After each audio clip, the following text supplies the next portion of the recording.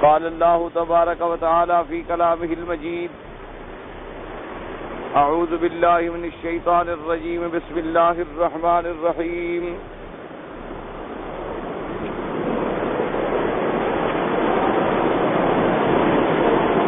ان الذین اجرموا كانوا من الذین آمنوا يضحكون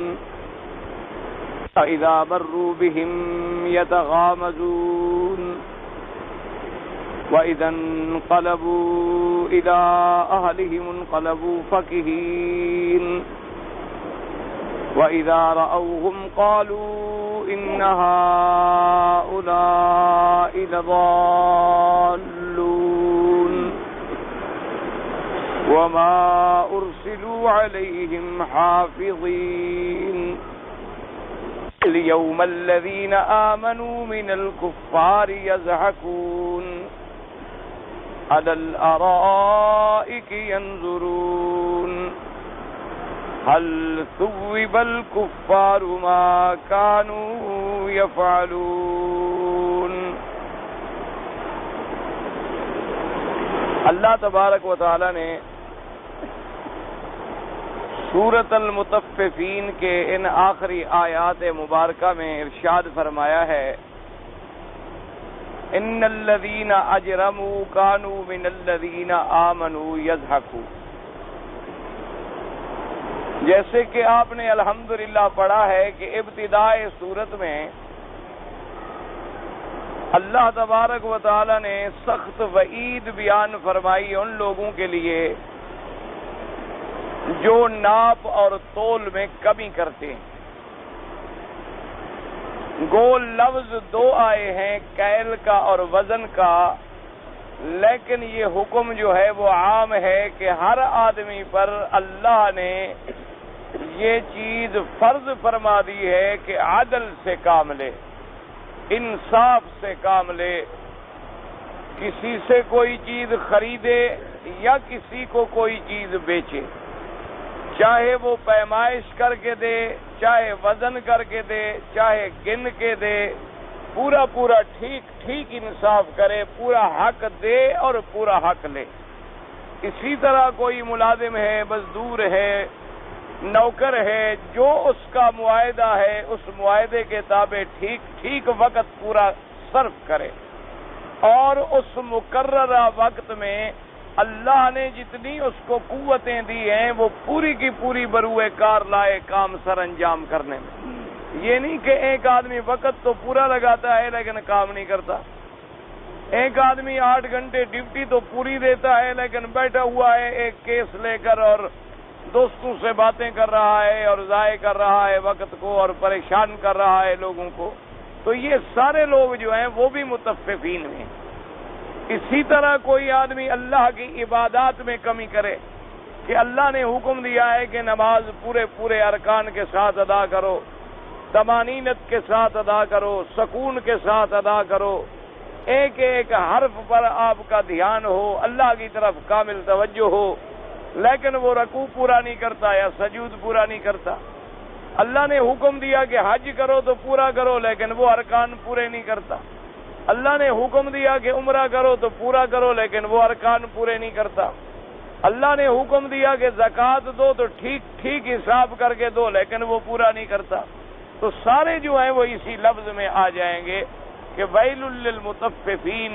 اللہ نے فرمایا ہلاکت ہے ان لوگوں کے لیے جو تطفیف کرتے ہیں، اور بربادی ہے ان لوگوں کے لیے جو تطفیف کرتے ہیں۔ اور اس کے بعد پھر ان کے لیے وعید آئی تھی کہ کیا ان لوگوں کو یہ گمان نہیں ہوتا کہ ہم نے کل کو مرنے کے بعد بھی اٹھنا ہے اور اپنے رب عظیم کے دربار میں پیش بھی ہونا ہے۔ اور لفظ بھی آئے تھے رب العالمین کے، جو رب ہے، جس نے تمہیں پالا، جس نے تمہارے اوپر کرم کیا، جس نے تمہارے اوپر احسان کیا، تو اس کے احسانات کا بدلہ یہ ہے کہ تم اس کے حکم کی نافرمانی کرتے ہو، تم اس کے حکم کی معصیت کرتے ہو۔ ان چیزوں کو بیان کرنے کے بعد پھر اللہ تبارک و تعالی نے بتلایا تھا انجام کافروں کا۔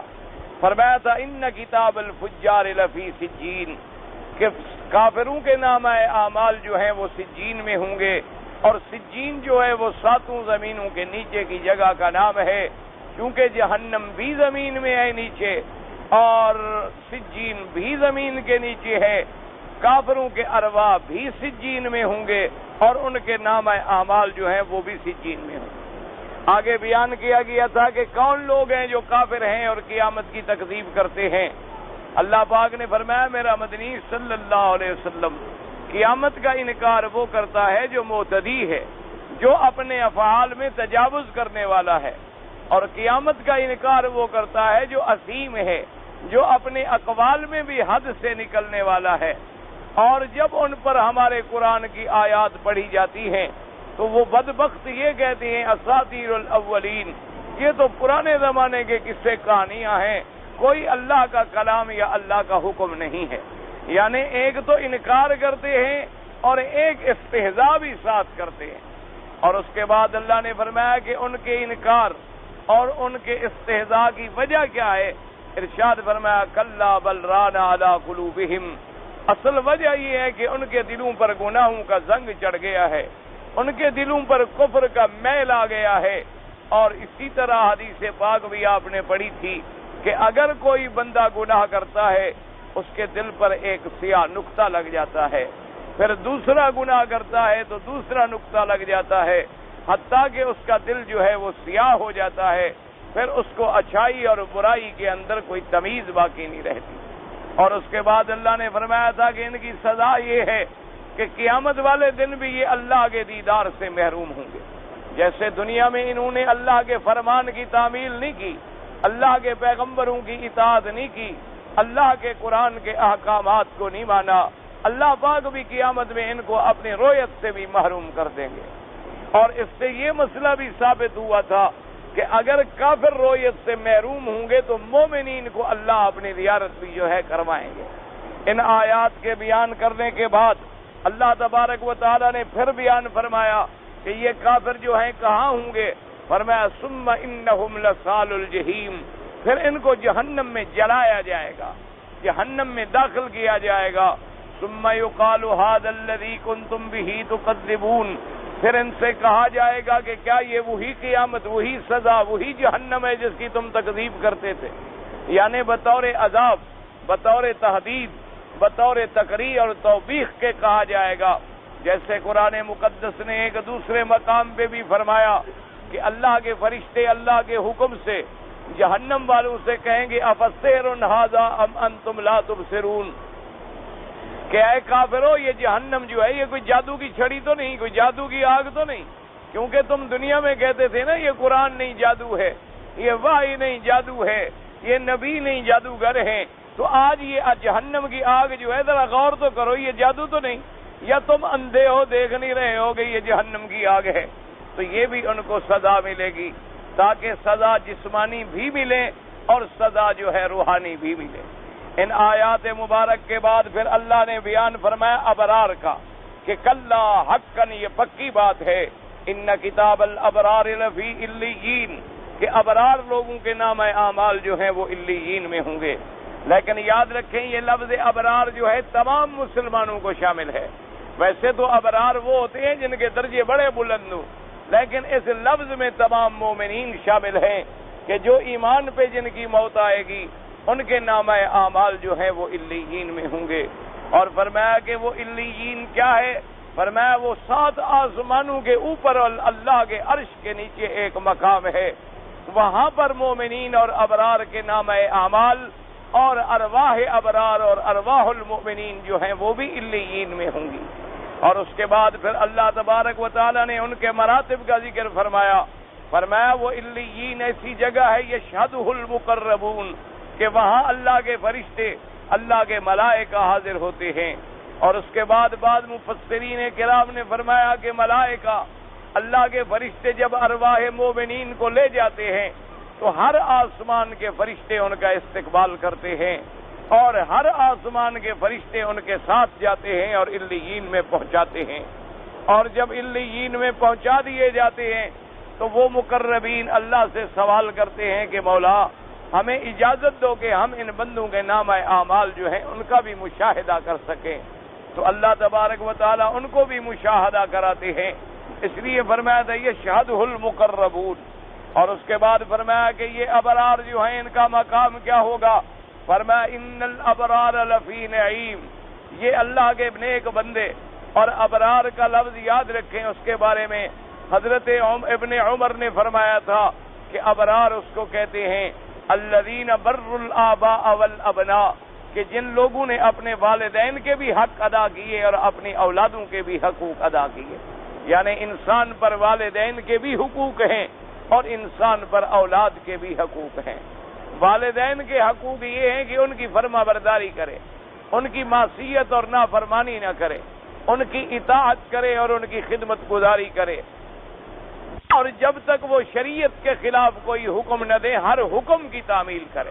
ہاں اگر والدین کوئی حکم دیتے ہیں شریعت کے خلاف، مثلا بیٹے کو کہتی ہیں نماز نہ پڑھو، یا بیٹے کو کہتی ہیں روزہ نہ رکھو، یا بیٹے کو کہتے ہیں چوری کرو، بیٹے کو کہتے ہیں ڈاکہ ڈالو، بیٹے کو کہتی ہیں فلاں آدمی کو قتل کر دو، فلاں آدمی کی لڑکی اغوا کر لو، تو اب شریعت ہمیں حکم نہیں دیتی کہ ہم والدین کی اطاعت کریں، کیونکہ قاعدہ یہ ہوتا ہے کہ لا طاعۃ لمخلوق فی معصیۃ الخالق. کسی بندے کا اطاعت نہیں مانیں گے ہم جب تک کہ وہ اللہ کی اطاعت نہ کرے. اگر اللہ کی نافرمانی میں کوئی حکم کرے گا تو اس کی اطاعت واجب نہیں ہوگی. اور اولاد کے حقوق یہ ہیں کہ اولاد کو تربیت دے، اولاد کی اصلاح کرے، اولاد کو بچپن سے دین کی طرف رغبت دلائے، دین والے لوگوں کے ساتھ بٹھائے. جب 7 سال کے ہو جائیں تو نماز کے لیے لے جائے، 10 سال کے ہو جائیں نماز نہ پڑھیں تو پھر ان کو مار کر بھی نماز پڑھائے، اور ان کو قرآن کی تعلیم دے، ان کو دین اسلام کی تعلیم دے، تاکہ بچپن سے ان کے دلوں میں اللہ کا دین جو ہے وہ داخل ہو جائے،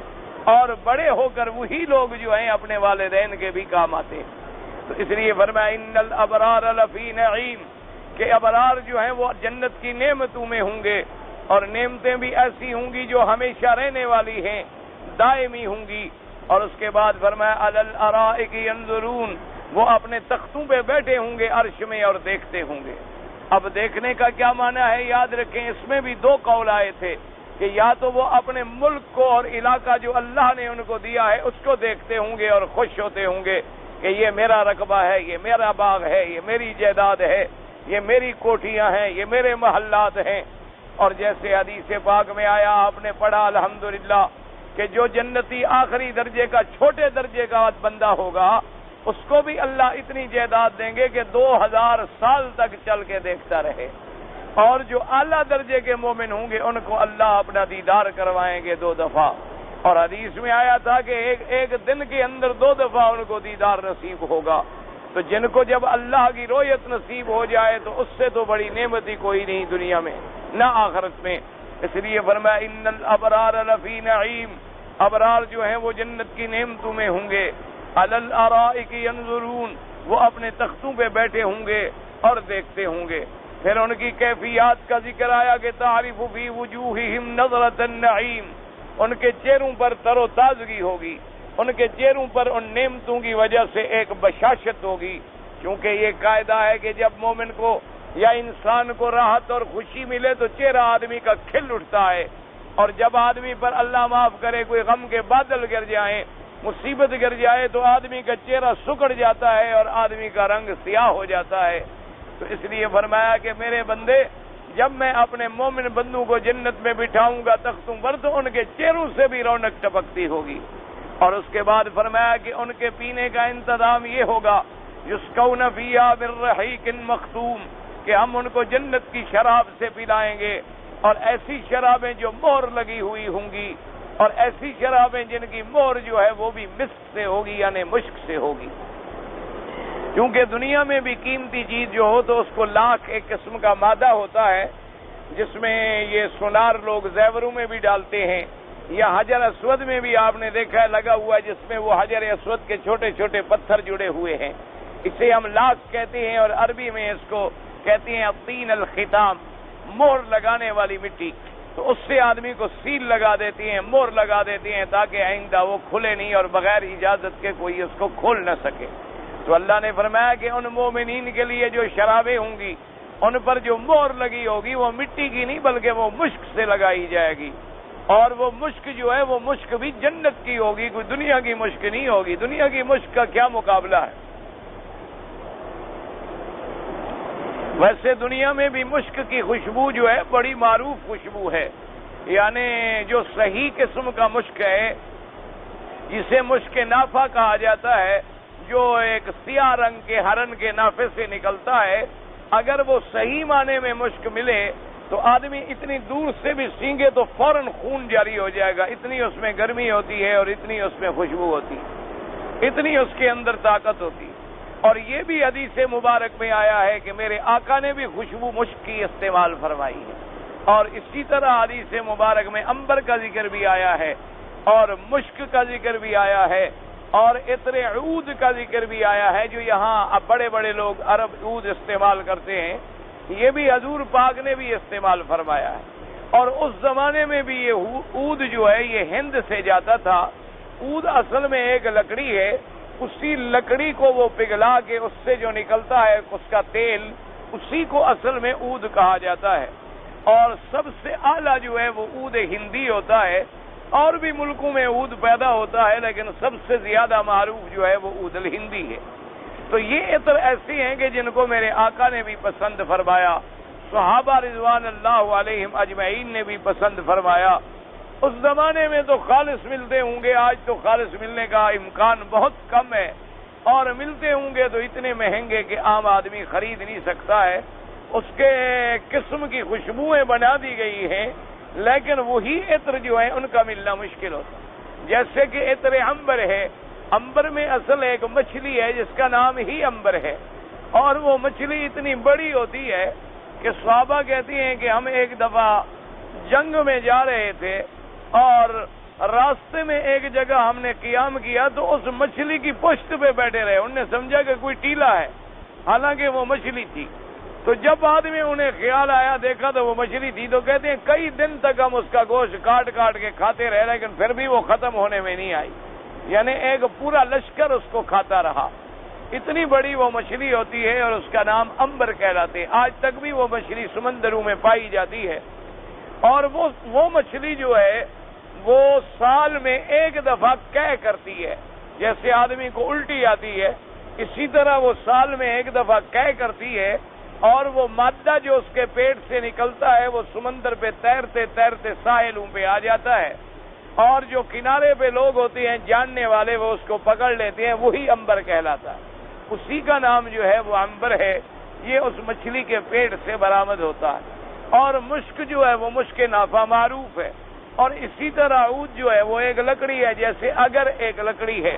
جو آپ کے ہاں اگر بتی وغیرہ میں مادہ جلایا جاتا ہے،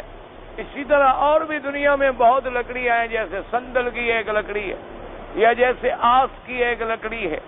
اور بھی بہت ایسی چیزیں ہیں جو اللہ کی نعمتیں ہیں۔ وَإِن تَعُدُّوا نِعْمَتَ اللَّهِ لَا تُحْصُوهَا، اللہ کی نعمتوں کو کوئی شمار نہیں کر سکتا ہے۔ تو اللہ تبارک و تعالی نے فرمایا کہ یسقون من رحیق مختوم ختامہ مسک، اور آخر میں فرمایا وفی ذلک فلیتنافس المتنافسون۔ اللہ نے فرمایا کہ میرے بندو ان نعمتوں میں جنت کے لیے، جنت کی نعمتوں کے لیے محنت کی جاتی ہے، انہی میں مقابلہ کیا جاتا ہے، انہی کے اندر مسابقت کی جاتی ہے، انہی کے لیے دوڑ لگائی جاتی ہے۔ اصل چیز تو جنت کی نعمتیں حاصل کرنا ہے۔ تم دنیا کے پیچھے پڑے ہوئے ہو جو دنیا فانی ہے، جس کا کوئی حقیقت نہیں، جس کا کوئی مقام نہیں، اور جس کا کوئی مرتبہ نہیں ہے۔ اس لیے فرمایا وفی ذالک فلیتنافس المتنافسون۔ اور اب ان آیات مبارکہ کو سمجھیں جو ہم نے پڑھی ہے، ان آیات میں اب دونوں کا ذکر آتا ہے، یعنی پہلے تو سودا کا ذکر علیحدہ تھا اور اشقیاء کا ذکر علیحدہ تھا، لیکن ان آیات مبارکہ میں دونوں کے احوال کو اللہ نے ملا کے بیان فرمایا ہے۔ تو اس لیے میں نے عرض کیا تھا کہ ہر طالب العلم کے لیے یہ ضروری ہے کہ آخری دو پارے جو ہیں، یعنی سورۃ تبارک الذی سے لے کر سورۃ والناس تک، اور دو پارے یاد کرنا کوئی مشکل بھی نہیں ہوتا۔ سارا قرآن یاد کرنا تو واقعی بڑی مشکل بات ہے جب تک اللہ کی رحمت نہ ہو جائے، لیکن دو پارے پر محنت کرنا کوئی مشکل نہیں ہوتا کہ روزانہ اگر آدمی ان دو پاروں کا ترجمہ جو ہے ایک صفحہ بھی دیکھ لیا کرے، زیادہ نہ صحیح، ایک صفحہ دیکھتا رہے، 2 مہینے میں پارے ختم ہو گئے اور پھر دیکھنا شروع کر دیا. یعنی بار بار ان کا مطالعہ کرے اور ایک لفظ کے ترجمے کو دماغ میں رکھے تو اللہ کی رحمت سے پورے قرآن کا ترجمہ آسان ہو جاتا. اسی لیے قرآن پاک نے فرمایا وَلَقَدْ يَسَّرْنَا الْقُرْآنَ لِلذِّكْرِ فَهَلْ مِن مُدَّكِرٍ، کہ ہم نے قرآن کو نصیحت کے لیے آسان کر دیا ہے، لیکن ہے کوئی قرآن سے نصیحت پکڑنے والا؟ یا جیسے اللہ نے فرمایا میرے مدنی پاک کو صلی اللہ علیہ وسلم فَإِنَّمَا يَسَّرْنَاهُ بِلِسَانِكَ لِتُبَشِّرَ بِهِ الْمُتَّقِينَ وَتُنذِرَ بِهِ قَوْمًا لُدًّا. اللہ نے فرمایا میرا مدنی صلی اللہ علیہ وسلم ہم نے قرآن کو آپ کے لیے آسان کر دیا ہے، لغت عربی میں اتارا ہے تاکہ آپ مومنین اور متقین کو بشارت دیں اور جو جھگڑالو قومیں ہیں ان کو آپ اللہ کے عذاب سے ڈرائیں. تو قرآن بڑا اللہ کی رحمت سے اللہ تبارک و تعالی نے اپنے پاک نبی کو ایسا معجزہ عظیم عطا فرمایا. دنیا کی کوئی کتاب یاد نہیں کر سکتے آپ، لیکن اللہ کا قرآن بچے بھی یاد کر لیتے ہیں. دنیا کی کوئی کتاب جو زبان آپ نہ جانے آپ پڑھ بھی نہیں سکتے. اب ایک آدمی انگریزی پڑھا ہوا نہیں ہے، اس کے سامنے انگریزی کی کتاب رکھو وہ ایک حرف بھی نہیں پڑھے گا، لیکن ایک آدمی عربی پڑھا ہوا نہ ہو قرآن پڑھ لے گا، اللہ تبارک و تعالیٰ کے قرآن کو پڑھ لے گا اور تلاوت بھی کر لے گا. اسی طریقے سے کوئی زبان جاننے والا اللہ کے قرآن کو پڑھ لیتا.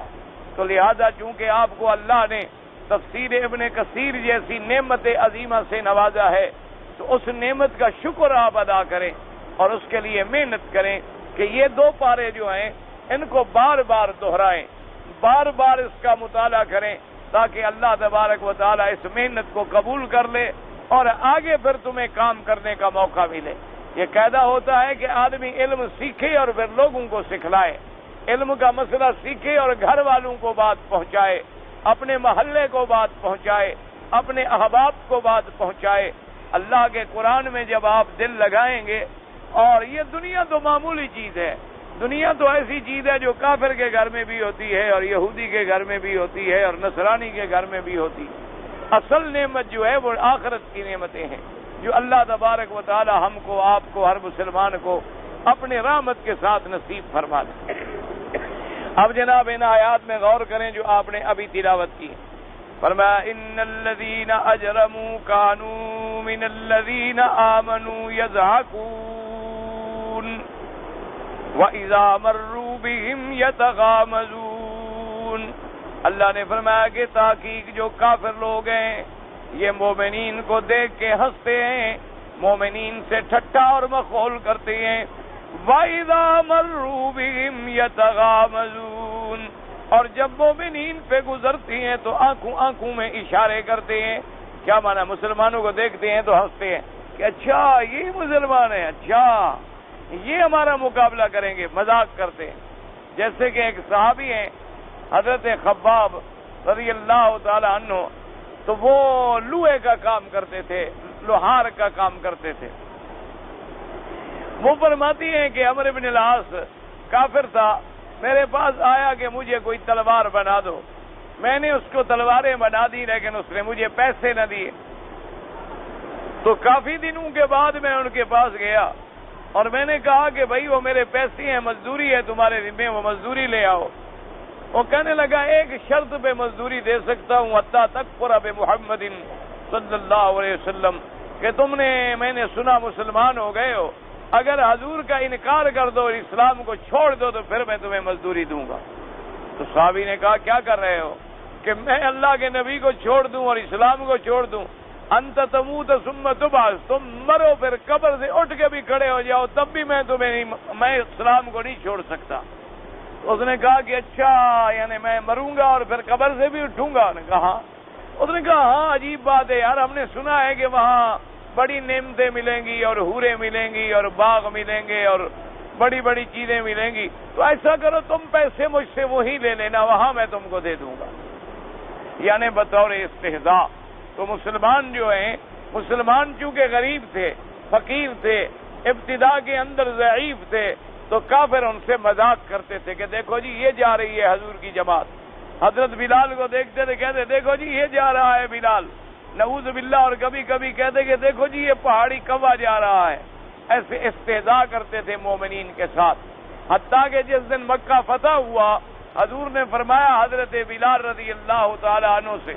آپ نے فرمایا بلال اللہ کے کعبے کی چھت پہ کھڑے ہو کر آج اذان کہو۔ تو ایک کافر کہنے لگا اچھا ہوا میرا باپ مر گیا کہ اس نے نہ دیکھا کہ آج یہ کالا کوا کعبے پہ چڑھ گیا ہے، یعنی اس وقت بھی اس کے اندر کا وہ جو بغض تھا وہ ظاہر ہو رہا تھا۔ تو اللہ نے فرمایا کہ یہ مجرم جو ہیں، یہ کافر جو ہیں، یہ مومنوں سے ہنستے ہیں اور مذاق کرتے ہیں، اور اذا مروا بہم، جب ان پہ گزرتے ہیں تو اپنی آنکھوں کو اشارہ کر رہے ہو، دیکھو دیکھو مسلمان کیسے جا رہا۔ اس لیے علماء نے فرمایا اللہ نہ کرے، اللہ نہ کرے، آج ہم جس دور سے گزر رہے ہیں، آج بھی علماء، آج بھی دین والوں سے لوگ ٹھٹھا کرتے ہیں، مخول کرتے ہیں، مذاق کرتے ہیں۔ کوئی پگڑی باندھے ہوئے ہو، کوئی مسواک جیب میں رکھے ہوئے ہو، کسی نے سنت کے مطابق یہاں تک پنڈلیوں تک چادر باندھی ہوئی ہو، کسی نے سنت کے مطابق لمبا کرتا پہنا ہوا ہو، کسی نے سنت کے مطابق دین میں وقت لگایا ہو، تو آج بھی ان سے مذاق کیا جاتا ہے، ان سے ٹھٹھا کیا جاتا ہے، ان سے استہزاء کیا جاتا ہے، اور طرح طرح کے الزامات ان پہ عائد کیے جاتے ہیں۔ تو یہ بالکل وہی طریقہ ہے جو کفار کرتے تھے، یہ وہی طریقہ ہے جو مشرکین کرتے تھے، یہ وہی طریقہ ہے جو مجرمین کرتے تھے مسلمانوں کے ساتھ۔ اللہ تبارک و تعالی اس عذاب سے بچائیں، دعا کرو اللہ ہدایت عطا فرمائے۔ کئی دفعہ ہم نے دیکھا ہے، کہیں گے دیکھا جی یہ بستر بند ہے جی، بستر اٹھا کے پھر رہے ہیں جی، اور جی اس سے کوئی دین آ جائے گا بلا، یہ دیکھو جی جو بھی جاہل ملتا ہے داڑھی رکھ لیتا ہے، بس ہاتھ لگا لیتا، یہ دیکھو جی ملا بنے ہوئے ہیں جی، اتنی اتنی داڑیاں رکھ لی ہیں اور بیت پکڑ کے کھڑے ہو جاتے ہیں قرآن پڑھنے کے، یہ دیکھو جی ایسے ہیں جیسے کوئی کارٹون آ رہا ہو، کوئی مولوی آئے تو اس سے مذاق اڑائیں گے، کسی نے سرما پہنا ہو کہتے ہیں دیکھا جی یہ تو عورتوں والے کام کرتے ہیں، سرمے پہنتے ہیں، حالانکہ سرما پہننا تو سنت ہے محمد مصطفیٰ، حضور پاک نے سفر اور حضر میں کبھی سرما نہیں چھوڑا، یعنی آپ سفر میں بھی ساتھ رکھتے سرما اور آپ حضر میں بھی سرما استعمال فرماتے، تو یہ حالت جو ہے بڑی خطرناک ہے۔ دعا کریں اللہ تبارک و تعالی ہر مسلمان کو ہدایت دے، اور اللہ تبارک و تعالی مسلمانوں سے استہزاء اور مسلمانوں سے مذاق اور دینداروں پر اعتراض کرنے کی بلا سے ہمیں بچائے۔ فرمایا ان الذین اجرموا كانوا من الذین آمنوا يضحكون وَإِذَا مَرُّوا بِهِمْ يَتَغَامَزُونَ وَإِذَا انقلبوا إِلَىٰ أَهْلِهِمُ انقلبوا فَكِهِينَ،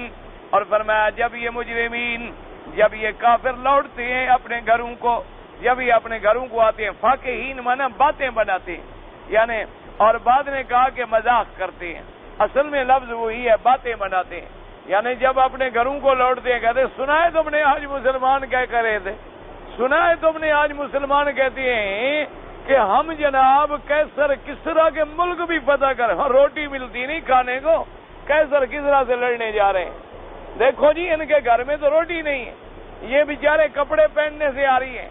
اور سارا دن ایک چادر میں پھرتے ہیں اور خواب دیکھ رہے ہیں کہ پوری دنیا میں اسلام پھیل جائے گا۔ اللہ تبارک و تعالی، حالانکہ آپ دیکھیں 1400 سال گزر گئے، آج ہم دین سے بہت دور ہو گئے، یعنی اب اسلام کا نام ہی رہ گیا، دین کا نام ہی رہ گیا، قرآن پاک کا نام ہی رہ گیا ہے،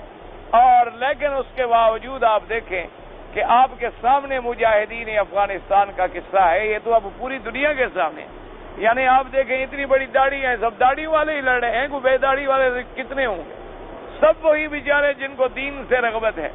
ورنہ جو بے دین طبقہ تھا وہ تو سوشلسٹوں سے مل گیا، جو بے دین طبقہ تھا وہ تو سوشلزم کو ماننے لگ گیا، اور لڑا جو ہے وہاں دین والا لڑا ہے۔ تو اللہ تبارک و تعالی نے ان کے قربانی کا کوئی تصور کر سکتا ہے کہ اتنی بڑی طاقت جو اپنے آپ کو سپریم کہتی ہو اور سپر کہتی ہو، اس کے ٹکڑے ٹکڑے ہو گئے، بھرکس نکل گیا، اب مسلمانوں کے دروازے پہ بھیک مانگ رہا ہے، مسلمانوں کے دروازے پہ آیا ہوا ہے کہ مجھے ٹکڑے تو دو، خیرات تو دو، گندم تو دو، ہم تو مرتے ہیں، ہم تو برباد ہو گئے، ہم تو تباہ ہو گئے، ہم نے پتہ نہیں کیا سوچا تھا اور کیا ہو گیا۔ اور اللہ تبارک و تعالیٰ کی رحمت سے اللہ تبارک و تعالیٰ نے، وہ تو مسلمانوں کا ایک علاقہ چھیننے آئے تھے، اللہ نے وہاں 6 مسلمانوں کی ریاستیں آزاد کر دی۔ اللہ تبارک و تعالیٰ یعنی پوری ایک چین بن گئی اللہ کی رحمت سے کہ اسلام جو ہے تاشقند اور بخارا سے ہوتا ہوا کہاں جا پہنچا.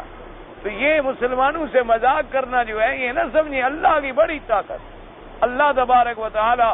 جب اپنے مومنوں کی مدد پہ آتے ہیں تو پھر دنیا کا کوئی اسلحہ ان کا مقابلہ نہیں کر سکتا,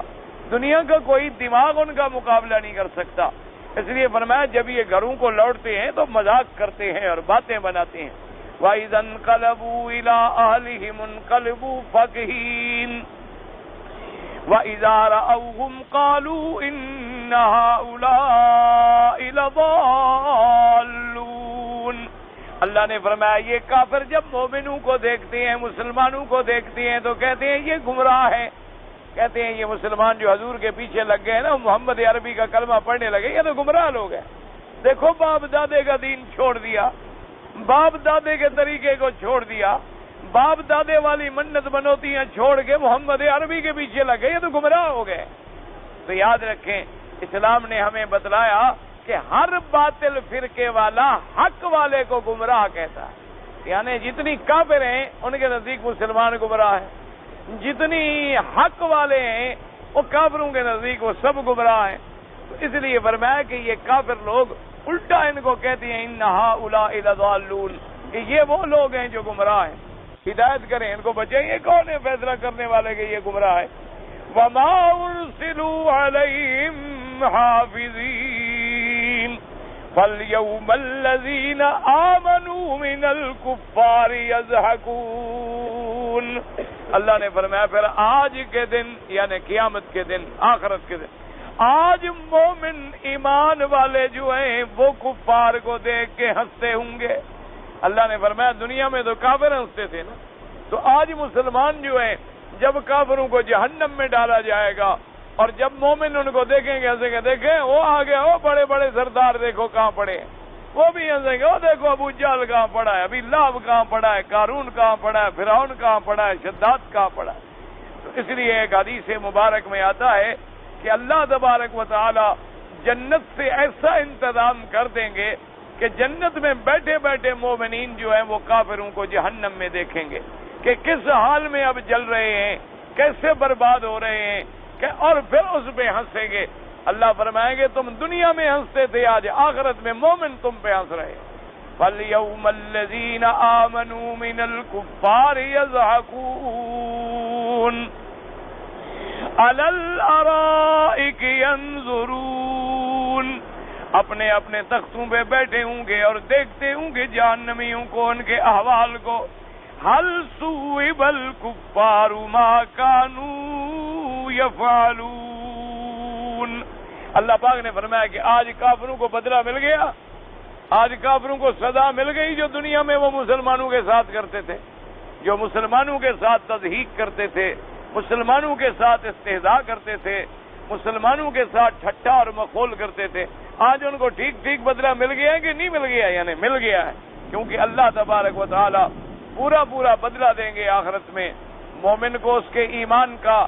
محسن کو اس کے احسان کا, کافر کو اس کے کفر کا, مسیح کو اس کی برائی کا. تو اللہ تبارک و تعالی نے اس صورت کا انجام بھی اسی پہ فرمایا کہ ہلاکت ہے ان لوگوں کے لیے جو اللہ کی نافرمانی کرتے ہیں, اور جو نافرمانی کرتے ہیں قیامت کو ان کو ٹھیک ٹھیک جزا ملے گی, ٹھیک ٹھیک بدلہ ملے گا. ایک ایک ذرے ذرے کا حساب لیں گے, ایک ایک ذرے ذرے کا فیصلہ فرمائیں. اس لیے فرمایا هل ثوب الکفار. اچھا لفظ آیا ثوبا, مانا ہے جوزیا جزا کا, لیکن ثواب کے لفظ سے آیا. یعنی یہ بھی اسی طرح ہے کہ جیسے تم دنیا میں اللہ کے مومنین سے ٹھٹا مخول کر, اچھا تمہیں ثواب مل گیا, ملا تو عذاب نا, لیکن لفظ ثواب سے کہا جائے گا تاکہ اور ان کو جلایا جائے کہ بھئی تم کو ثواب مل گیا تمہارے عمل کا, مانا ہے بدلہ مل گیا تم کو پورا پورا. تم تو توقع کرتے تھے نا کافر قیامت میں ہم جائیں گے لَأُوتِيَنَّ مَالًا وَوَلَدًا, ہمیں مال بھی ملے گا, اولاد بھی ملے گی اور نعمتیں بھی ملیں گی. آج تمہیں بدلہ ٹھیک ٹھیک مل گیا ہے کہ نہیں مل گیا؟ اب مفسر رحمت اللہ علیہ ان آیات کے بارے میں تشریح بیان فرماتے ہیں. یخبر تعالی عن المجرمین, اللہ خبر دیتے ہیں مجرمین انہم کانوا فی الدار الدنیا یضحکون من المؤمنین,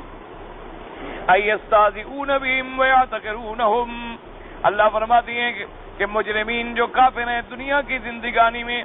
مومنین کے ساتھ ہنسی کرتے تھے، ٹھٹھا کرتے تھے، استہزاء کرتے تھے، مخول کرتے تھے، اور ان کو حقیر سمجھتے تھے کہ یہ دیکھو جی یہ مومن، یہ دیکھو جی انکار، یہ مومن ہے۔ فرمایا اس کے بعد وَإِذَا مَرُّوا بِالْمُؤْمِنِينَ يَتَغَامَزُونَ عَلَيْهِمْ أَيْ مُحْتَقِرِينَ لَهُمْ، اور جب مومنوں پر گزرتی ہیں تو یتغامزون کا معنی ہوتا ہے آنکھوں میں اشارہ کرنا، وہ دیکھو جی،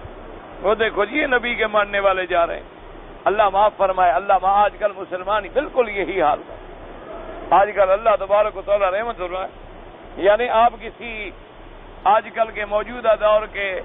دنیا داروں کی محفل میں کوئی مولوی چلا جائے نا جی، بس اس کے لیے تو امتحان ہو جائے۔ اس لیے حدیث پاک میں آتا ہے، حضور پاک نے فرمایا کہ قیامت سے پہلے ایسا وقت آ جائے گا کہ میری سنت پر عمل کرنا اتنی مشکل ہو جائے گا جیسے آگ کے انگارے کو ہاتھ میں پکڑنا مشکل۔ آج دیکھ لیں کہ داڑھی رکھنا کتنا مشکل، کہیں سے کوئی داڑھی والا گزرے، کوئی کہے گا دیکھو جی داڑھی والا جا رہا ہے، کوئی کہے گا دیکھو جی بھگیاڑ جا رہا ہے، کوئی کہے گا دیکھو جی جانور جا رہا ہے، کوئی کہے گا دیکھو جی بندر کی طرح شکل ہے، کوئی کہے گا دیکھو جی بکرے کی طرح داڑھی ہے۔ یعنی مسلمان اللہ معاف فرمائے سنت رسول کا استہزاء کریں، سنت رسول سے مذاق بنائیں گے۔ اور آپ دیکھ لیں کہ کسی آدمی کا سنت کے مطابق جو آدمی فیشن کرتا ہے اس کو کہتے ہیں یہ بڑا معزز آدمی، یہ بڑا معزز آدمی ہے، پڑھا لکھا، یعنی جو اپنے عمل میں، اپنے کردار میں، اپنی صورت میں، سیرت میں انگریز نظر آئے، کافر نظر آئے، وہ تو ہے معزز، اور جو اپنی صورت میں، سیرت میں، لباس میں، اقوال میں، افعال میں حضور پاک کا متبع نظر آئے، نعوذ باللہ، وہ چھوڑو جی پرانے خیال کے لوگ ہیں، ان کو کیا پتا ہے دنیا کہاں پہنچ گئی، یہ ابھی اسی نماز روزے میں کھڑے ہیں۔ نماز روزے سے میاں کیا ہوتا ہے؟ اللہ تبارک و تعالیٰ معاف کرے، یعنی آج بھی وہی عالم ہے جو اسی لیے حضور نے فرمایا بدأ الاسلام غریبا فسیعود غریبا کما بدأ فطوبى للغرباء، فرمایا اسلام جب آیا تھا تو اجنبی تھا، یعنی اوپرا لگتا تھا کہ یہ دیکھو مسلمان ہیں، فرمایا ایک وقت آئے گا پھر بھی اسلام اسی طرح مسکین اور اوپرا اور مسافر بن جائے گا، لیکن فرمایا خوشخبری ہے ان لوگوں کے لیے جو اس کے باوجود بھی اسلام پہ قائم رہے۔ اللہ تبارک و تعالی، کیونکہ آخر غلبہ تو حق کو ہونا ہے، غالب تو حق نے آنا ہے، غالب تو حق نے ہونا ہے، انشاءاللہ انشاءاللہ ثم انشاءاللہ ایک وقت آ جائے گا دنیا اپنی آنکھوں سے دیکھ لے گی انشاءاللہ، اور وہ زیادہ دور نہیں ہے کہ کفر کی طاقتیں مٹ جائیں گی اور اسلام چھا جائے گا، پوری دنیا پہ اسلام کا غلبہ ہوگا، اسلام کی عزت ہوگی، اسلام کی عظمت ہوگی، اور کفر کے لیے تو ذلت مقدر ہو چکی ہے۔ یہ علیحدہ بات ہے کہ آج ملے یا دیر سے ملے، اس لیے فرماتی ہیں وَإِذَا انقلبوا إِلَىٰ آلِهِمُ انقلبوا فَكِهِينَ إِذَا انقلب أَيْ رَجَعَ هَٰؤُلَاءِ الْمُجْرِمُونَ إِلَىٰ مَنَازِلِهِمْ انقلبوا إِلَيْهَا فَاكِهِينَ، جب یہ مجرمین اپنے گھروں کی طرف لوٹتی ہیں، اپنے مکانوں کی طرف لوٹتی ہیں تو باتیں بناتی ہیں مسلمانوں پر، اَيْ مَهْمَا طَلَبُوا وَجَدُوا وَمَا هَٰذَا مَا شَكَرُوا نِعْمَةَ اللَّهِ عَلَيْهِمْ بَلْ اشْتَغَلُوا بِالْقَوْمِ الْمُؤْمِنِينَ يُحَقِّرُونَهُمْ وَيَحْسُدُونَهُمْ۔ اللہ نے فرمایا ان کو اللہ نے جو نعمتیں دی تھی انہوں نے اللہ کی نعمتوں کا قدر نہ کیا، بلکہ انہوں نے مومنین سے استہزاء کیا، انہوں نے مومنین کو حقیر سمجھا، انہوں نے مومنین سے مذاقیں بنائیں۔ وَإِذَا رَأَوْهُمْ قَالُوا إِنَّ هَٰؤُلَاءِ لَضَالُّونَ أَيْ يَكُونُ عَلَىٰ غَيْرِ دِينِهِمْ، اور یہ کافر الٹا مسلمانوں کو کہتے ہیں کہ یہ گمراہ ہیں، اس لیے کہ انہوں نے باپ دادے کا دین چھوڑ دیا، باپ دادے کا طریقہ چھوڑ دیا ہے، انہوں نے اپنے آباء و اجداد کے رستے کو چھوڑ کر انہوں نے اتباع محمد مصطفیٰ صلی اللہ علیہ وعلا آلہ واصحابہ وسلم تسلیما کثیرا کثیرا اختیار کر لی۔ فرمایا وما ارسلوا علیہم حافظین، ای وما بعث هؤلاء المجرمون حافظین علی هؤلاء المؤمنین ما يصدر منهم من آمالهم وأقوالهم ولا كلفوا بهم ولما اشتغلوا بهم وجعلوهم نصب أعينهم۔ اللہ نے فرمایا کہ اے کافرو، اے مجرمو، ہم نے تمہیں مسلمانوں کا کوئی نگران بنا کے بھیجا تھا، ہم نے تمہیں بھیجا تھا کہ تم ان کی نگرانی کرو گے، ہر وقت ان کے ساتھ تم نظر رکھو، ہر وقت ان کو سامنے رکھو اور ان کا پتہ کرو کہ یہ گمراہ ہیں کہ نہیں ہے۔ اللہ نے تو بھیجا تمہیں دنیا میں، تم اللہ کی اطاعت کرو، اللہ کی فرما برداری کرو، اللہ کے پیغمبروں کی دعوت کو قبول کرو، اور تم مسلمانوں کو الٹا گمراہ جو کہہ رہے ہو، تم کوئی ان کے نگران ہو، تم ان کے محافظ ہو، تم ان کے کوئی ذمہ دار ہو۔ اس لیے فرمایا وما ارسلوا علیہم حافظین کما قال تعالی اخسؤوا فیہا ولا تکلمون انه كان فريق من عبادي يقولون ربنا آمنا فاغفر لنا وارحمنا وانت خير الراحمين فاتخذتموهم سخريا حتى انسوكم ذكري وكنتم منهم تضحكون انی جزیتہم اليوم بما صبروا انہم هم الفائزون۔ جیسے کہ اللہ نے قرآن میں فرمایا کہ قیامت والے دن اللہ پاک جہنمیوں سے کہیں گے کہ پھٹکارو تم پر، اکسو، جیسے کتے کو کہتے ہیں اکسا، دور ہٹ جا، کہا جائے گا ذلیل ہو جاؤ، دور ہٹ جاؤ، مت بات کرو۔ تم دنیا میں میرے مومنین کی جو جماعت تھی، جو لوگ اللہ پر ایمان لائے، جو لوگ اللہ سے مانگتے تھے کہ اے اللہ ہم تم پر ایمان لائے ہیں، آپ ہی ہماری بخشش کر دیں، آپ ہی ہم پر رحم فرما دیں،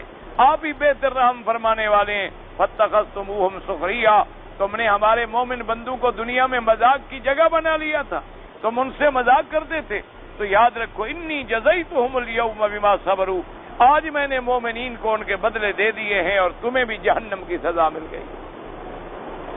ولہذا قال تعالی ہاؤنا فالیوم الذین آمنوا من الکفار یضحکون، فرمایا فالیوم یعنی یوم القیامہ، الذین آمنوا من الکفار یضحکون ای فی مقابلت ما ضحک بہم اولئک، اللہ نے فرمایا کہ آج قیامت کے دن آج مومن تم پر ہنستے ہیں، کیونکہ دنیا میں تم ان پہ ہنسا کرتے تھے، آج اللہ نے ان کو بدلہ دے دیا ہے کہ آج وہ جنت میں بیٹھے ہیں اور تمہیں جہنم میں پڑا دیکھتے ہیں، تمہیں جہنم میں جلتا ہوا دیکھتے ہیں، ہنستے ہیں۔ اچھا یہ دیکھو وہی سردار ہے نا کافروں کا جو ہم پہ مذاق بناتا تھا، آج کیسے جہنم میں جل رہا ہے۔ فرمایا فَالْيَوْمَ الَّذِينَ آمَنُوا مِنَ الْكُفَّارِ يَضْحَكُونَ عَلَى الْأَرَائِكِ يَنظُرُونَ أي إلى الله عز وجل في مقابلة من زعم فيهم أنهم ضالون ليسوا بضالين بل هم من أولياء الله المقربين ينظرون إلى ربهم في دار كرامته۔ اللہ نے فرمایا میرے مومن بندے تختوں پہ بیٹھے ہوں گے اور اپنے رب کا دیدار کرتے ہوں گے۔ یعنی مقصد کیا ہے کہ تم تو کہتے تھے نا دنیا میں یہ گمراہ ہیں، اللہ نے فرمایا یہ گمراہ ہیں یا میرے مقربین ہیں؟ یہ گمراہ نہیں، یہ تو مقربین ہیں، یہ تو میرے اولیاء ہیں، یہ تو عباد صالحین ہیں، اور آج ہم نے انہیں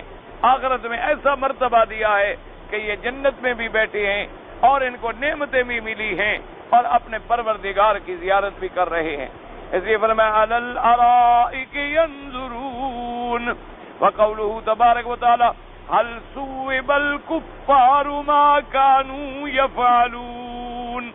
أي هل جزي الكفار لا ما كانوا يقابلون به المؤمنين بالاستهزاء والتنكيس أم لا، يعني قد جوزوا أوفر الجزاء وأتمه وأكمله۔ تفسیر سورۃ المطففین وللہ الحمد والمنہ۔ اللہ نے فرمایا کہ آج دیکھو کافروں کو پوری جزا، پورا بدلہ مل گیا کہ نہیں مل گیا، یعنی جو دنیا میں وہ کرتے تھے اس کا جزا ملی ہے کہ نہیں ملی؟ جو مومنین سے استہزاء کرتے تھے،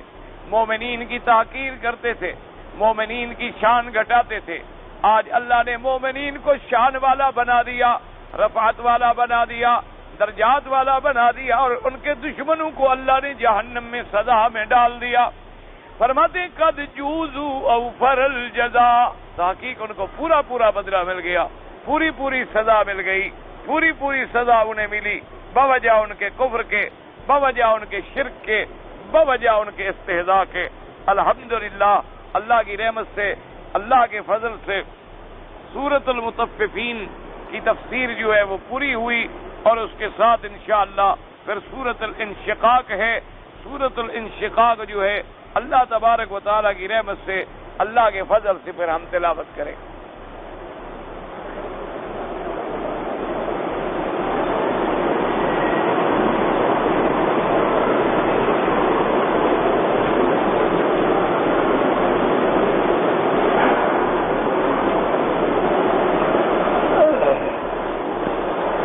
آدمی نے پوچھا ہے جی کہ اگر مردے پر کوئی روئے تو مردے کو تکلیف ہوتی ہے یا نہیں ہوتی؟ ایک حدیث مبارک میں آتا ہے کہ اگر کوئی مر گیا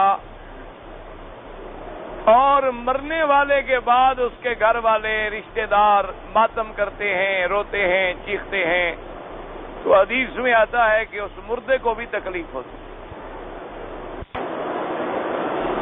اب مشکل مسئلہ اس میں صرف یہ تھا کہ بعض صحابہ رضوان اللہ علیہم اجمعین کو بھی اشکال آیا، اور اس کے بعد پھر محدثین اور ائمہ فقہا کو بھی اشکال آیا کہ بھائی رو تو رہے ہیں لوگ اور سزا ملے اس بیچارے کو جو مر گیا ہے، اس کا تو قصور کوئی نہیں، اور اللہ بغیر کسی کے قصور کے کسی کو سزا نہیں دیتے، تو لہذا اس کو سزا کیوں ہوئی؟ اس لیے پھر محدثین نے اس حدیث کے بڑے جواب دیے ہیں۔ ان نے فرمایا کہ دراصل واقعہ یہ ہے کہ حضور پاک نے دیکھا کہ ایک آدمی مر گیا، اس کے بعد والے جو تھے وہ رو رہے ہیں، وہ کوئی کافر تھا، یہودی تھا، تو آپ نے فرمایا یہ رو رہے ہیں اور اس کو عذاب ہو رہا ہے، یعنی ان کے رونے کا کیا فائدہ ہو رہا ہے؟ کہ اس کو فائدہ ہو رہا ہے، اس کو تو عذاب ہو رہا ہے قبر میں، وہ تو کافر ہے، کافر کو تو عذاب ہوگا قبر۔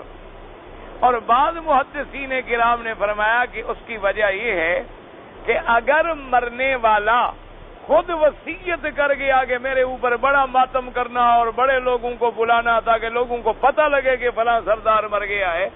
تو چونکہ وہ وصیت کر گیا تھا،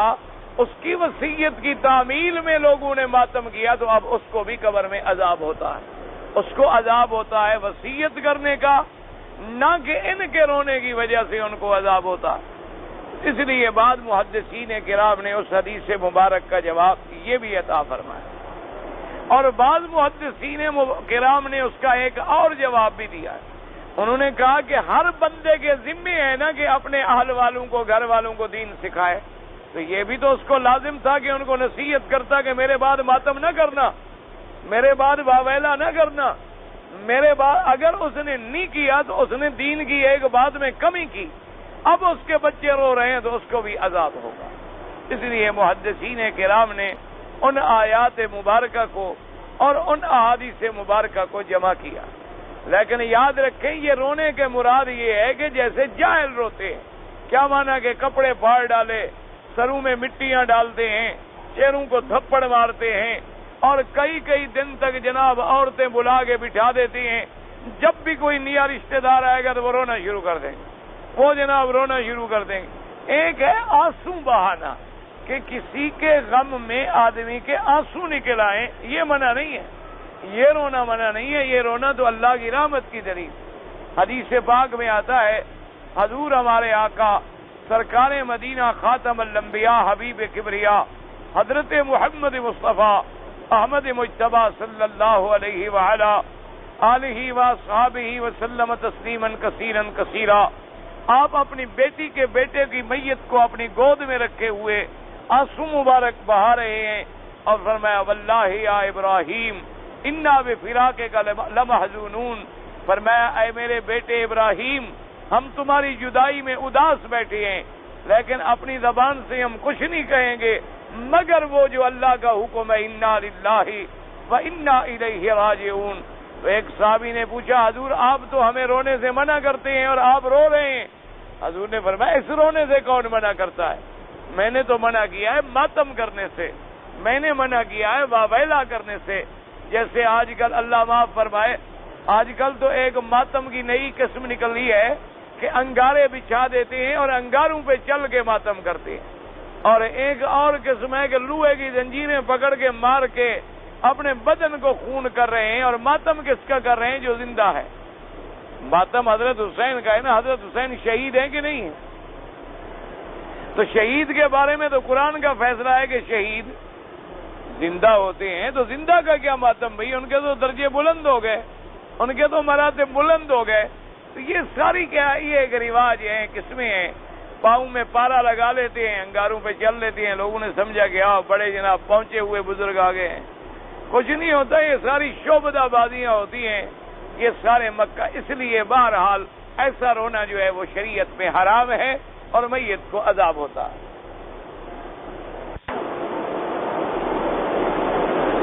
ایک مولوی صاحب کہتا ہے کہ جو حنفی لوگ ہیں ان کا نماز نہیں ہوتا ہے۔ بہرحال اللہ اس مولوی کو بھی ہدایت دے اور اللہ آپ کو اور ہمیں بھی ہدایت عطا فرما۔ خدا کے بندے کوئی حنفی ایک ہیں یا دو ہیں یا چار ہیں یا کسی کے کہنے سے کوئی کم ہو جائیں گے یا کوئی نقصان ہو جائے گا، کروڑوں کی تعداد ہے۔ اگر نعوذ باللہ نماز نہیں ہوتی تو پھر مسلمان ہیں وہ؟ اللہ تبارک و تعالیٰ سے دعا مانگے اللہ ہدایت دے۔ یاد رکھو جتنے امام ہیں، امام ابو حنیفہ ہے، امام مالک ہیں، امام شافعی ہیں، امام احمد بن حنبل ہیں، یہ تمام ائمہ فقہا، ائمہ محدثین سب برحق ہیں۔ اللہ ان کی قبروں پہ کروڑوں رحمت نازل فرمائے۔ اور وہ کوئی اپنی بات نہیں کرتے۔ اب دیکھو نا جی، آخر آپ ابن کثیر مجھ سے پڑھ رہے ہیں تو حالانکہ مجھ سے پڑھ رہے ہیں، پڑھ تو ابن کثیر ہی رہے ہیں نا۔ کسی آدمی سے اگر کسی امام سے پڑھا کیا ہے؟ قرآن اور حدیث رسول اللہ۔ یہ تو نہیں کہ انہوں نے کوئی اپنی نئی بات بنائی ہے، نعوذ باللہ ثم نعوذ باللہ۔ اللہ تبارک و تعالی رحمت فرمائے۔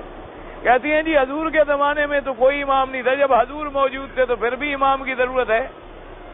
کہتے ہیں جی صحابہ میں نہیں، وہ صحابہ تو تھے، صحابہ میں بھی کام تقسیم تھا کہ اگر قرات کا مسئلہ ہو تو ابی ابن کعب کے پاس جاؤ، عدالتی فیصلہ ہو تو حضرت علی کے پاس جاؤ، اور قرآن کا مسئلہ ہو تو ابن عباس کے پاس جاؤ، اور معاملے ہوں تو ابھی موسیٰ اشعری اور حضرت عبداللہ ابن مسعود رضی اللہ تعالیٰ عنہ، اور حدیث مبارک کے معلوم کرنے ہوتے ابھی ہریرہ رضی اللہ تعالیٰ عنہ۔ اس زمانے میں بھی یہ باتیں موجود تھیں۔ ہر صحابی کے ذمے علیحدہ علیحدہ کام تھا۔ جیسے دنیا میں پھر دور ترقی کرتا آیا تو بات ترقی کرتی چلی گئی۔ اب حضور کے زمانے میں تو قرآن لکھا ہوا بھی نہیں تھا۔ حضور کے زمانے میں تو ایک ایک سورت علیحدہ تھی، ایک ایک آیت مبارک علیحدہ تھی، لیکن بعد میں صحابہ نے اس کو جمع کیا۔ حضور کے زمانے میں حدیث مرتب نہیں ہوئی تھی، بعد میں محدثین نے حدیث کو بھی مرتب کیا۔ تو ان ائمہ کو اللہ نے یہ درجہ اس لیے دیا کہ انہوں نے دین کی اتنی خدمت کی اور حضور کی حدیثوں سے مسئلے نکال کے امت کے لیے آسان کر دیے۔ اللہ تبارک و تعالیٰ ان سب پہ رحمت فرمائے۔ اور وہ اپنی طرف سے کوئی بات نہیں کہتے۔ عرفات کی بھی اگر نماز ہے تو وہ حضرت عثمان رضی اللہ تعالیٰ عنہ کے عمل سے حجت پکڑتے ہیں، اور ان کا مطلب یہ ہے کہ قرآن کے اندر چونکہ نماز کے اوقات معین ہیں، احکامات معین ہیں، اور پھر حضرت عثمان رضی اللہ تعالیٰ عنہ نے جب مکے میں گھر بنا لیا تھا تو انہوں نے 4 پڑھی تھی، اور باقی ائمہ فرماتے ہیں کہ نہیں حضور نے 2 پڑھی ہیں، بس ہمیں 2 پڑھنی چاہیے۔ وہ اس کے جواب میں کہتے ہیں حضور مدینہ سے تشریف لے آئے تھے، لہذا حضور پاک مسافر تھے۔ تو اصل مقصد تو دونوں کا تحقیق ہے کہ ہم کسی طرح اتباع رسول کو پہنچ جائیں۔ اللہ تبارک و تعالی ایسے مولویوں کو بھی ہدایت دے جو ائمہ کو برا بھلا کہتے ہوں۔ ایک بات یاد رکھو، جو ائمہ دین سے بغض رکھتا ہے وہ اللہ کے غضب کو دعوت دیتا ہے، کیونکہ اللہ تبارک و تعالی کا حدیث پاک میں حضور نے اللہ تبارک و تعالی کے احکام جہاں بیان فرمائے، یہاں یہ بھی بیان فرمایا کہ من عادی لی ولی فقد آذنتہ بالحرب۔ اللہ فرماتے ہیں کہ جو میرے ولی کو دکھ پہنچائے یا ایذا پہنچائے یا ان کی برا بھلا کہے تو وہ اللہ سے لڑائی کے لیے تیار ہو جائے۔ تو یہ جتنے ائمہ ہیں وہ اللہ کے اولیاء ہیں، وہ اللہ تبارک و تعالیٰ کے مقبول بندے ہیں۔ ہم تو پتہ نہیں زندہ ہیں مر جائیں گے، کوئی تعریف بھی کرے گا یا نہیں کرے گا۔ ان کی مقبولیت کا یہ عالم ہے کہ دنیا میں کروڑوں آدمی روزانہ ان کو رحمت اللہ علیہ رحمت اللہ علیہ رحمت اللہ علیہ اور ان کی کتابوں سے دین حاصل کر کے آگے آگے پہنچا رہے ہیں۔ تو بہرحال کسی کے بارے میں برا نہ کہا کرو، اللہ پاک سب پہ اپنی رحمتیں فرمائے۔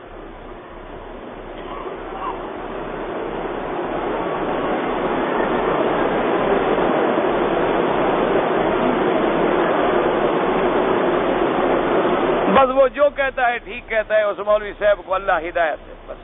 اور ہم تو دعا کریں گے کہ اللہ ہدایت، کیونکہ ہم کسی کو برا نہیں کہتے۔ الحمدللہ ثم الحمدللہ، جو بھی ہے اللہ سب کو ہدایت۔ اگر کوئی غلط بات کہہ رہا ہے اللہ اس کو صحیح بات کہنے کی ہدایت۔ اگر کوئی لڑائی جھگڑا فتنہ پھیلاتا ہے اللہ اس کو دین پھیلانے کی توفیق۔ یہ جس دور میں ہم گزر رہے ہیں یہ دور ملانے کے لیے ہے، یہ دور لڑانے کے لیے نہیں۔ ایک بات ہمیشہ یاد رکھیں۔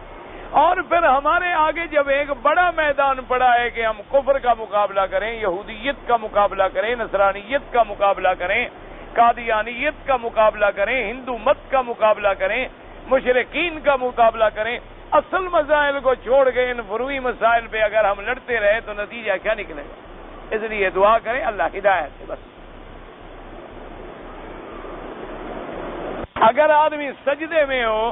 پاؤں اڑ جائیں، تو امام ابو حنیفہ رحمۃ اللہ علیہ فرماتے ہیں نماز نہیں ہوتی، کیونکہ حکم ہے کہ آدمی 7 اعضاء پہ سجدہ کرے۔ تو جب اس نے سجدہ نہ کیا تو گویا سجدہ نہ ہوا، جب سجدہ نہ ہو تو نماز نہیں ہوگی۔ اس لیے وہ فرماتے ہیں احتیاط کیا کریں کہ پاؤں پورے زمین پر ہوں، جو پیچھے اٹھا لیتے ہیں پاؤں یہ غلطی کرتے ہیں، کیونکہ آدمی جب سجدہ کرتا ہے تو ماتھا بھی سجدہ کرتا ہے، ناک بھی سجدہ کرتا ہے، ہاتھ بھی سجدہ کرتے ہیں، گھٹنے اور پاؤں بھی سجدہ کرتے ہیں۔ حضور نے فرمایا انسان 7 اعضاء پہ سجدہ کرتا ہے۔ اب جیسے کوئی آدمی مثلا یوں ناک رکھے اور ماتھا نہ رکھے تو سجدہ ہوگا، ماتھا رکھے اور ناک نہ رکھے تو سجدہ ہوگا۔ اچھا ماتھا رکھے، ناک بھی رکھے اور ہاتھ یوں کر لے تو سجدہ ہوگا۔ اسی طرح وہ بھی حکم ہے کہ جو اعضاء سجدے کے لیے ضروری ہیں وہ زمین پر لگیں تاکہ زمین سے نہ اٹھائے جائیں۔ اگر اٹھائیں گے تو سجدہ نہیں ہوگا، اور سجدہ نہیں ہوگا تو نماز نہیں ہوگی۔ ایک آدمی نے عمرہ کیا، عمرہ کرنے کے بعد اس نے بال منڈوائے، پھر اس نے دوسرا عمرہ کیا تو 2-3 جگہ ٹک لگوا لیا۔ جب منڈوا دیے تھا کیا جس کو ٹک لگایا اس نے؟ اگر پہلے اس نے اس طرح پھروا دیا، جب دوسرا عمرہ کیا بال تو تھے نہیں تو ٹک کہاں لگوایا؟ صاف صاف بات ہے کہ بال نہیں تھے، اس کے ذمے یہ تھا کہ بال ہوں یا نہ ہوں پھر بھی اس طرح پھرواتا۔ ہاں اگر بال بڑے تھے تو چوتھا حصہ کاٹ دیتا، لیکن 2-3 بال کٹے ہیں تو تقریباً جمہور کے نزدیک یہ ہے کہ دم پڑ جاتی ہے، ایک بکری بطور دم ادا کر۔ صرف امام شافعی رحمۃ اللہ علیہ کے نزدیک گنجائش ہے، وہ کہتے ہیں کہ ادا ہو جائے گا، یعنی جرمانہ نہیں پڑے گا، کہ یہ نہیں کہتے کہ ایسا کرو، وہ کہتے ہیں اگر کسی نے 2-3 بال کٹا لیے تو چلو بچ گیا، ہو گیا، کیونکہ قصر کا اطلاق ہو گیا، لیکن باقی سب ائمہ کہتے ہیں کہ دم آ جائے گی، ایک بکری جو ہے بطور دم ادا کرے اور عمرہ کرے، بال ہوں یا بال نہ ہوں اس طرح ہر دفعہ پھروانا ہوگا۔ اللہ تبارک و تعالیٰ کو بالوں کی ضرورت نہیں ہوتی، وہاں تو صرف تعمیل حکم کی ضرورت ہے کہ بندے نے میرے سامنے گردن جھکا دی اور اپنا سر پیش کر دیا۔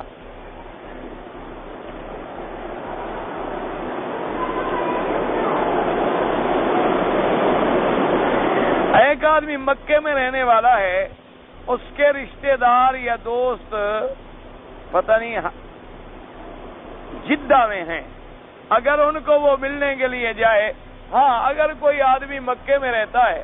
اس کی برادری ہے یا دوستی ہے یا رشتہ دار ہے یا جدے جاتا ہے ملنے کے لیے، واپسی پہ احرام کوئی ضروری نہیں، کیونکہ جدہ میقات نہیں ہے، میقات ہے یلملم، اور یلملم جو ہے وہ سمندر میں جا کے محاذ بنتا ہے اس کا،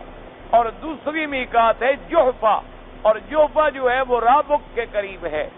اور اسی طرح پھر تیسری میقات جو ہے وہ ہے ذوالحلیفہ یعنی مدینہ منورہ کے قریب، اور اسی طرح میقات جو ہے پھر قرن المنازل ہے۔ تو جدہ جو ہے یہ اندر ہے، جدہ میقات سے باہر نہیں ہے، تو لہذا اگر وہ جدہ جائے اور آئے تو کوئی حرج نہیں، کوئی احرام باندھنے کی ضرورت نہیں۔ اللہ تبارک و تعالی ویسے کوئی آتا ہے باندھ لے، اس کی مرضی ہے، ضروری نہیں۔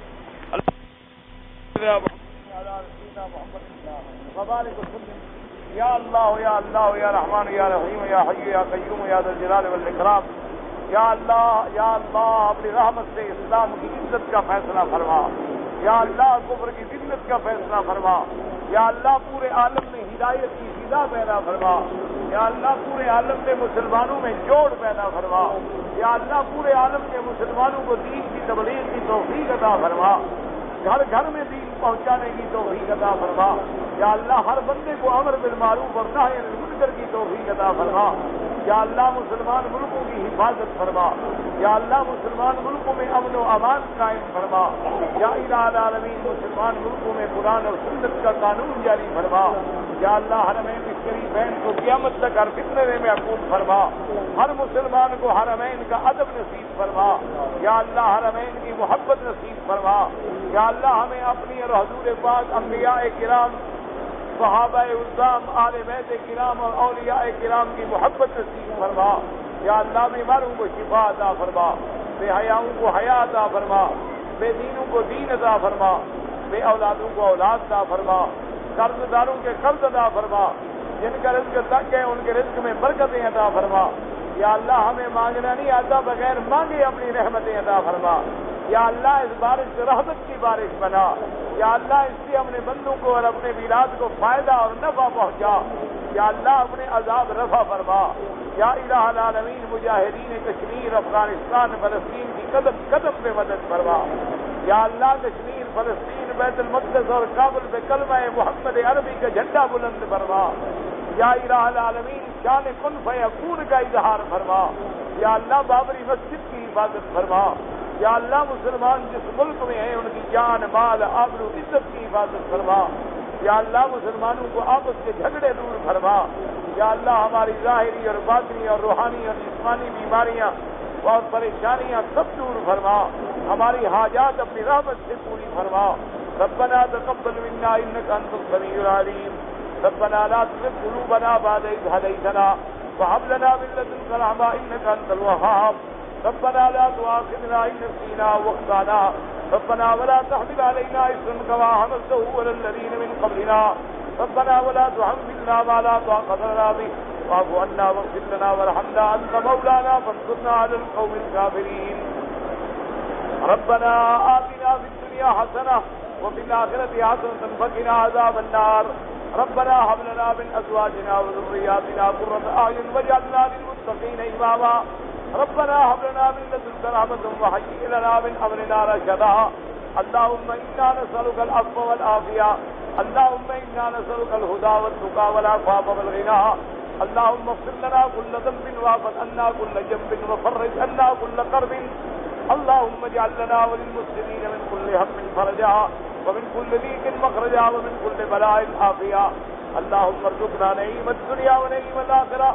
اللهم يسر أمورنا وأمور أولادنا وأمور أخواننا وأمور أحبابنا مع الراحة لقلوبنا وأبداننا والسلامة والعافية في ديننا ودنيانا، اللهم لا تجعل مصيبتنا في ديننا ولا تجعل الدنيا أكبر همنا ولا مبلغ علمنا ولا إلى النار مصيرنا واجعل الجنة هي دارنا.